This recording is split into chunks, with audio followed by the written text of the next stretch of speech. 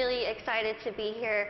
I kind of want to tell you a little bit more of the, I don't want to say basics, because we don't really know anything about my syndrome. I was born with this very, very rare syndrome that only 2 other people in the world, including myself, that we know of, have. Basically, what this syndrome causes is that I cannot gain weight. Yes, it does sound as good as it is.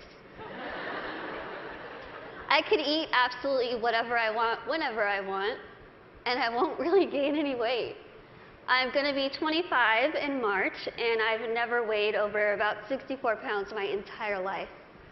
When I was in college, I hid, well, I didn't hide, everyone knew it was there, but it was a giant tub of Twinkies, donuts, chips, Skittles, and my roommate would say, I could hear you at 12:30 reaching under your bed to get food. But I'm like, you know what?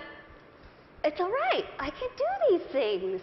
Because there are benefits to this syndrome. There are benefits to not being able to gain weight. There are benefits to being visually impaired. There are benefits to being kind of really small. A lot of people think, Lizzie, how in the world are you saying there's benefits when you can only see out of one eye? Let me tell you what the benefits are, because they're great. I wear contacts. Half off contacts. When I wear my reading glasses, half off prescription. If somebody is annoying me, being rude, stand on my right side. It's like you're not even there. I don't even know you're standing there. Right now, if I stand like this, I have no clue that there's this whole side of the room.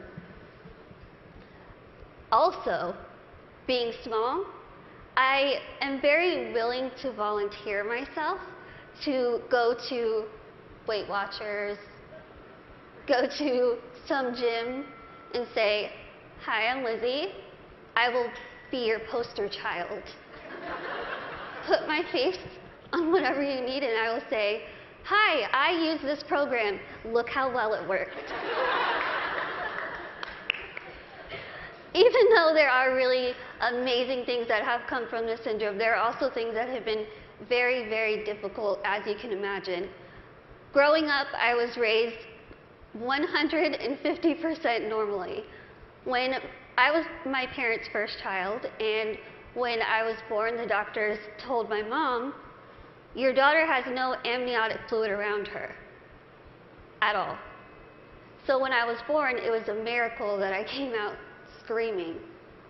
The doctors told my parents, we just want to warn you, expect your daughter to never be able to talk, walk, crawl, think, or do anything by herself. Now, as first-time parents, you could think that my parents would say, oh no, why? Why are we getting our first child to have all these unknown problems? That's not what they did. The first thing they told the doctor was, we want to see her, and we are going to take her home and love her and raise her to the best of our abilities. And that's what they did. I credit pretty much everything that I've done in my life to my parents. My dad is here with me today, and my mom is at home watching. Hi, Mom. She's recovering from a surgery, and she has been the glue that's held our family together and giving me the strength to see that she's going through so much, but she has this fighting spirit that she's instilled in me. That I have so proudly been able to stand in front of people and say, you know what? I've had a really difficult life, but that's okay. That's okay. Things have been scary. Things have been tough. One of the biggest things that I had to deal with growing up was something that I'm pretty sure every single one of us in this room has dealt with before. Can you guess what that is? Starts with a B. Can you guys guess it? Boys. Bullying. I know what y'all are thinking. I should have come. Why couldn't I sit here with them? I had to deal with bullying a lot, but as I said, I was raised very normally. So when I started kindergarten, I had absolutely no idea that I looked different. No clue. I couldn't see that I looked different from other kids. I think of it kind of as a big slap of reality for a 5-year-old because I went into school first day decked out in Pocahontas gear. I was ready. I went in with my backpack that looked like a turtle shell because it was bigger than me, and I walked up to a little girl, I smiled at her, she looked up at me like I was a monster, like I was the scariest thing she'd ever seen in her life. My first reaction was, she is really rude. I am a fun kid and she's the one missing out, so I'll just go over here and play with blocks or boys. I thought the day was going to get better, and unfortunately it didn't. The day kind of got worse and worse, and a lot of people just wanted to have absolutely nothing to do with me, and I couldn't understand why. Why? What did I do? I didn't do anything to them. In my mind, I was still a really cool kid. So I had to go home and ask my parents, what's wrong with me? What did I do? Why don't they like me? And they sat me down and they said, Lizzie, the only thing that's different about you is that you're smaller than the other kids. You have this syndrome, but it's not going to define who you are. They said, go to school, pick your head up, smile, continue to be yourself, and people will see that you're just like them. And so that's what I did. I want you to think and ask yourself this in your head right now. What defines you? Who are you? Is it where you come from? Is it your background? Is it your friends? What is it? What defines who you are as a person? It's taken me a very long time to figure out what defines me. For so long, I thought what defined me was my outer appearance. I thought that my little tiny legs and my little arms and my little face was ugly.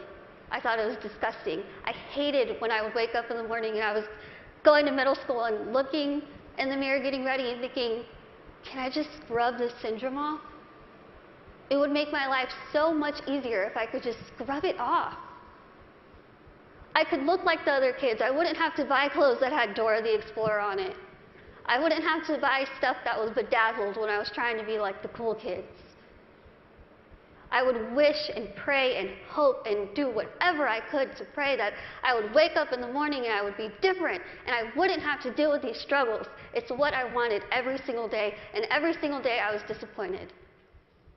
I have an amazing, amazing support system around me who never pity me, who are there to pick me up if I'm sad, who are there to laugh with me during the good times, and they taught me that even though I have this syndrome, even though things are hard, I can't let that define me. My life was put into my hands, just like your lives are put into yours. You are the person in the front seat of your car. You are the one who decides whether your car goes down a bad path or a good path. You are the one that decides what defines you. And let me tell you, it could be really hard to figure out what defines you. Because there are times where I would just get so annoyed and frustrated, and I don't care what defines me. When I was in high school, I found a video, unfortunately, that somebody posted of me, labeling me the world's ugliest woman. There were over 4 million views to this video, 8 seconds long, no sound, thousands of comments. People saying, Lizzie, please just do a world a favor, put a gun to your head and kill yourself. Think about that. If people told you that, strangers told you this. I cried my eyes out, of course, and I was ready to kind of fight back, and something kind of clicked in my head, and I thought, I'm just going to leave it alone. I kind of started realizing that my life is in my hands. I could either choose to make this really good, or I can choose to make this really bad. I could either be grateful and open my eyes and realize the things that I do have, and make those the things that define me. I can't see out of one eye, but I can see out of the other. I might get sick a lot, but I have really nice hair. Thanks. You guys are like the best little section right here. Oh, you lose my train of thought. Okay, where was I? Hair. Okay, thank you. Okay. So I could either choose to be happy or I could choose to kind of be upset with what I have and still kind of complain about it. But then I started realizing, am I going to let the people who called me a monster define me? Am I going to let the people who said kill it with fire define me? No. I'm going to let my goals and my success and my accomplishments be the things that define me, not my outer appearance, not the fact that I'm visually impaired, not the fact that I have this syndrome that nobody knows what it is. So I told myself I'm going to work my butt off and do whatever I could to make myself better, because in my mind, the best way that I could get back at all those people who made fun of me, who teased me, who called me ugly, who called me a monster, was to make myself better and to show them, you know what? Tell me those negative things, I'm going to turn them around and I'm going to use them as a ladder to climb up to my goals. That's what I did. I told myself I wanted to be a motivational speaker, I want to write a book, graduate college, have my own family and my own career. 8 years later, I'm standing in front of you still doing motivational speaking. First thing, I accomplished it. I wanted to write a book. In a couple weeks, I will be submitting the manuscript for my 3rd book.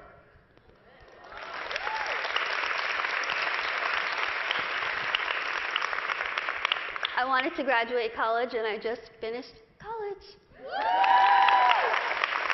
I'm getting a degree in communication studies from Texas State University in San Marcos, and I have a minor in English. I really tried to use real-life experience while I was getting my degree, and my professors were not having it. But I wanted to have, lastly, my own family and my own career, and the family part is kind of down the line. My career part, I feel like I'm really doing well with it, considering the fact that when I decided I wanted to be a motivational speaker, I went home, I sat in front of my laptop, went to Google, typed in how to be a motivational speaker. I'm not even joking.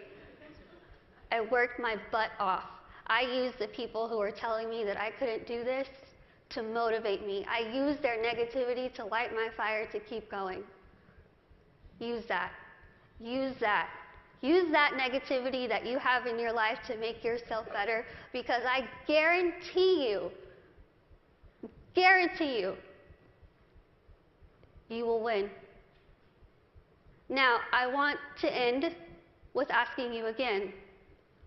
I want you to leave here and ask yourself what defines you. But remember, brave starts here. Thank you.